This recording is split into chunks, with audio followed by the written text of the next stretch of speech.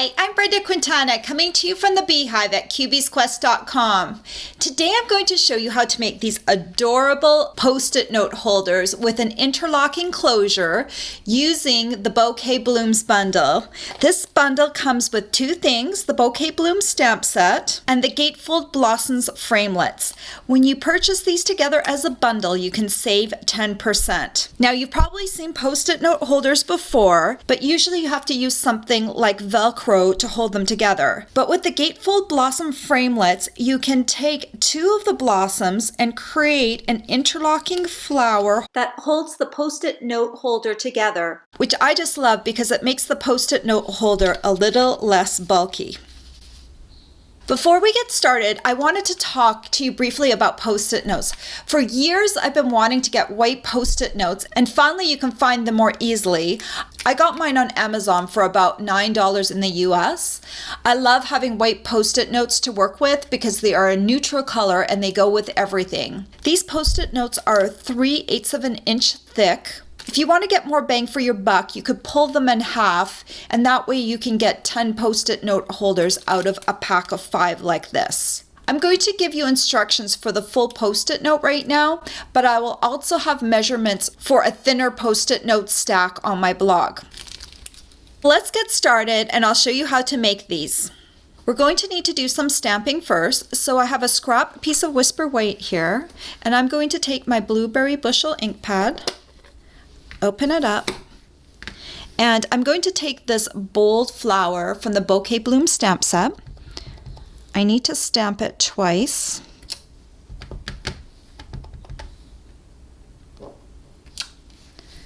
And then we're also going to be stamping these two little flowers once.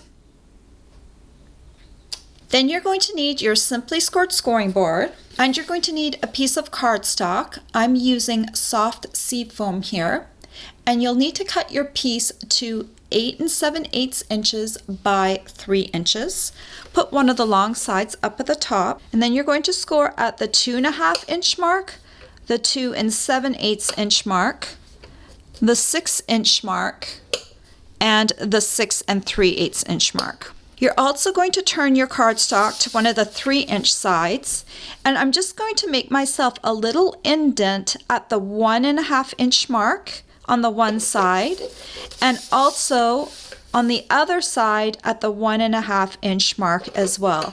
This is just a little tiny indent that we're going to use to line things up. Now you're going to take a ruler and line them up along those two indents, and you're going to make yourself just a little pencil mark from the edge of the cardstock down about 1.5 inches, from the edge of the cardstock just down about 1.5 inches. You'll just need the pencil mark to go beyond the 1 inch mark because we're going to use this as a reference point when we're die cutting.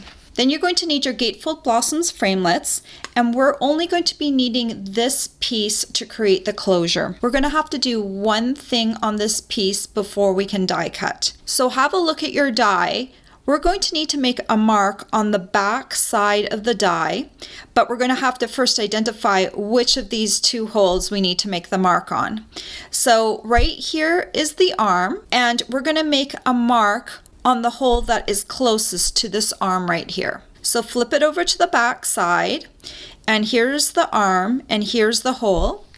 And so what you're going to do is you're going to take a ruler and a black Sharpie, and you're just going to make yourself a straight line right through the middle of the hole with a black Sharpie. We're going to use this to line up with our pencil marks.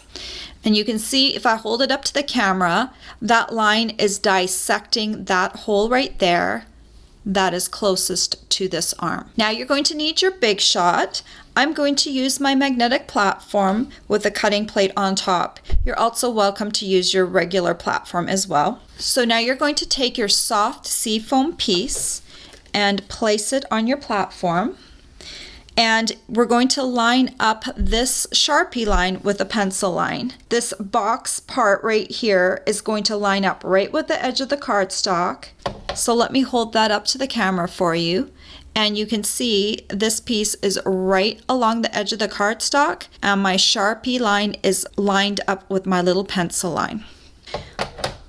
It's okay to have this go through on a bit of an angle. If you do that, it makes less of a clunky noise when it's going through. You just need to make sure that your die is straight against the cardstock. So I'll put my second cutting plate on top, and then I'll run this through.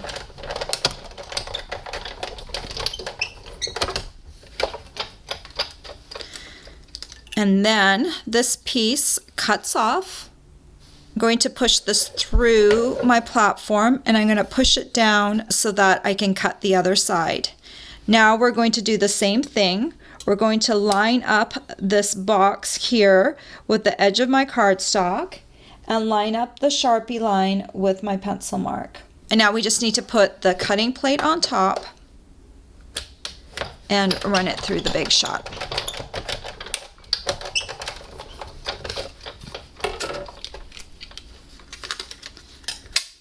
So now your piece is all ready to be folded into a Post-it note holder. While we have the Big Shot out, we need to die cut our flowers.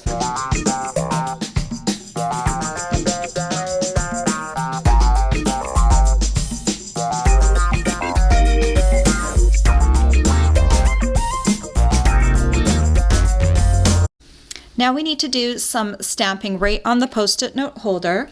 So first I'm going to erase those pencil lines that I made earlier. Then I'm going to take one of the flowers that I die cut, and I'm going to line it with the flower petals on the edge of the Post-it note holder. Make sure it's aligned perfectly. And once you've got that, put a little pencil mark between the two petals that is closest to this outer edge. We're going to use that mark to line up the leaf stamp. I'll do the same thing for the other side. You can use the same flower. And then I'm just going to put, again, a little pencil mark so I know where to put my leaf stamp. Then I'm going to take my Me Clover Ink Pad, open it up, and I'm going to take the leaf stamp and ink it up. So I want to make sure that the start of my leaf is approximately on the pencil mark and the leaf runs down pretty close to the edge of the cardstock. Like that. Turn it to the other side and do the exact same thing with the other side. The base of the leaf lines up with the pencil mark and the rest of the leaf lines up along the edge of the cardstock, like that. Then while we have the Me Clover Ink Pad out, I'm just going to take my flower and just position it over top of the leaf. And I'm going to use that to help align the friend stamp. Ink that up. And I'm just going to stamp it right below the flower, right next to the leaf. So next, let me bring my other flowers back in and let's glue these together. I'm going to use Tombow for this. I'm going to put a dot of Tombow right in the center of both of these flowers. And I'm going to take the smaller flower and just lay it right in the center and adhere it down. You might need to rotate the little flower a little bit to make sure it covers up the white in the center of the flower. Then I'm going to put Tombow on the backs of my flowers.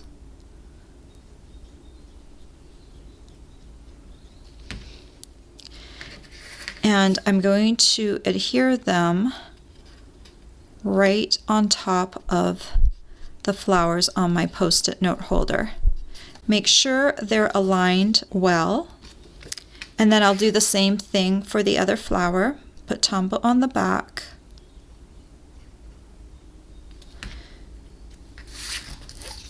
And line it up with the edge of my Post-it note holder. So now we need to fold this piece along the score lines. If you want, you can use your bone folder to help smooth down the folds.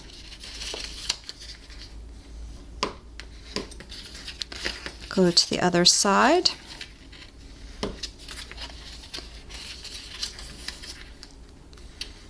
And then you'll need a Post-it note And like I said, these ones are about 3/8 of an inch in height. You could just peel off the back and stick it right into the Post-it note holder, but what I would recommend is using some tear and tape and putting 2 lines on the back of this to hold it into place better. So you'll want to adhere it right down into the base of your Post-it note holder, and then you can bring these 2 flowers together to hook them up and create your little Post-it note holder. To finish off this project, I'm going to use some Rhinestone Jewels, and I'm going to add them to the center of the flowers just to give them a little bit of bling. And there you go. Isn't this Post-it note holder super cute? And here's a Post-it note holder that I did with the skinnier Post-it notes.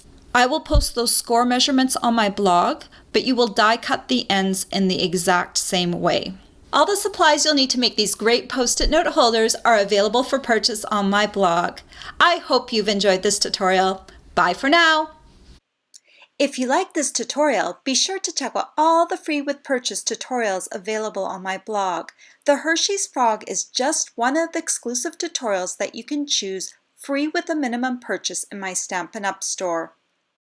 Hi, it's Brenda again. Before you go, don't forget to subscribe to my YouTube channel.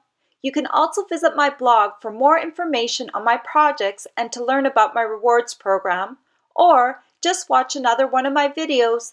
Thanks for watching.